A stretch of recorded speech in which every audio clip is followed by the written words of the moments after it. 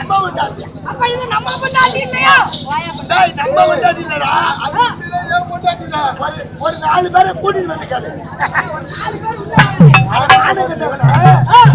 அது ஒரு பொம்பளை புள்ளடா. இது பொம்பளை பிள்ளையா?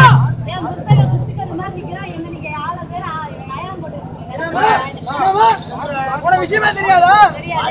உன் பொண்டாட்டி தான் பொண்டாட்டி. என் பொண்டாட்டி மாதிரி. ஆனா என் பொண்டாட்டி இல்ல, உனக்கு தங்கச்சி மாதிரி.